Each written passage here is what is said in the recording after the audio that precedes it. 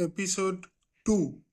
একটা অচেনা ডায়েরি, এক অজানা ফোন কল, আর এক শহরের যুবক মহেশ। কিন্তু এই ডায়েরির মধ্যে কোন রহস্য লুকিয়ে রয়েছে যা মহেশের জীবন চিরদিনের মতো বদলে দেবে? সেই রাতে মহেশ তার নিজের ঘরে বৃদ্ধার দেওয়া সেই পুরনো ডায়েরি নিয়ে নিজের সাথে বিড় করে বলতে লাগলো, এই চিহ্নগুলো মানে কি? হয়তো এগুলো কোনো কোড, কিন্তু আমি এইগুলো একা পারবো না। তারপর মহেশ বুঝতে পারল, এই ডায়েরি পড়তে হলে তাকে এমন কাউকে খুঁজে বের করতে হবে যিনি ইতিহাস জানেন, প্রতীক, চিহ্ন, কোড ইত্যাদি বোঝেন। পরের দিন সকালে একটি কনফারেন্স হলে লোকজনের হালকা গুঞ্জনের মধ্যে একজন মেয়ে মাইক্রোফোন হাতে নিয়ে স্পষ্ট ও আত্মবিশ্বাসী কণ্ঠে বলে উঠল, 1757 সালে পলাশির যুদ্ধ আমাদের ইতিহাসের শুধু একটি অধ্যায় নয়, এটি আমাদের হারানো স্বপ্নের প্রতীক। সেই কণ্ঠ শুনেই মহেশ থমকে দাঁড়ালো।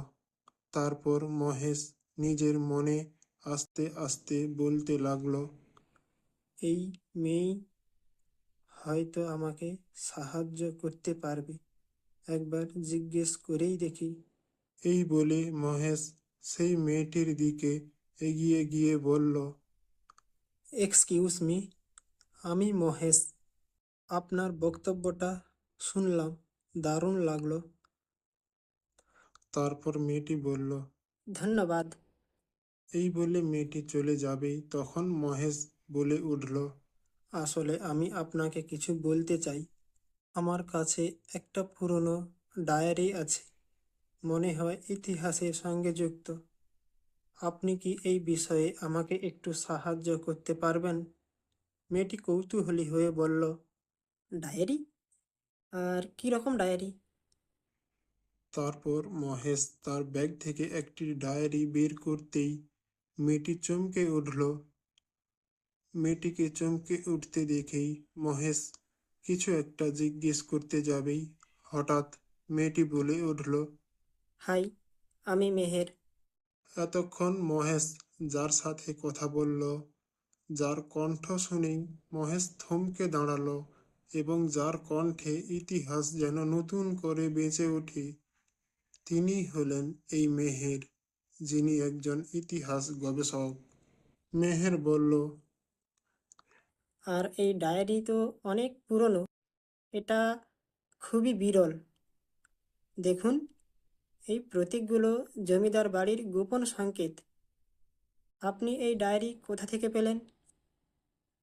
মহেশ দ্বিধাগ্রস্ত হয়ে বলল, এক বৃদ্ধ তার মৃত্যুর আগে আমাকে এই ডায়েরি দিয়ে গেলেন। মেহের আস্তে আস্তে গভীর কণ্ঠে বলল, মনে হচ্ছে আপনি একটা বিপজ্জনক জিনিস হাতে পেয়েছেন। এক সন্ধ্যায় মহেশ আর মেহের ঘন্টার পর ঘন্টা কাটালো এক পুরনো লাইব্রেরিতে। আর সেই পুরনো ডায়েরির প্রতিটি প্রতীক তাদের আরো গভীর রহস্যের দিকে নিয়ে যাচ্ছিল। তারপর মেহের উদ্দীপিত কণ্ঠে বলে উঠল, দেখুন, এই প্রতীক মানে সময়ের দরজা। মানে এটা হয়তো এমন এক পথ যা আমাদের নিয়ে যেতে পারে অতীতের কাছে। মহেশ অবাক হয়ে বলল, সময়ের দরজা? মানে টাইম ট্রাভেল? না, এটা সম্ভব না। বাইরে আচমকা বাতাসের ঝাপটা জানালায় ধাক্কা খেল। মেহের শঙ্কিত কণ্ঠে মহেশকে বলল, আপনি কিছু শুনলেন? মনে হলো কেউ আমাদের উপর নজর রাখছে। হঠাৎ ফোনের রিংটনে মহেশ চমকে উঠে বলল। আবার সেই একই নাম্বার।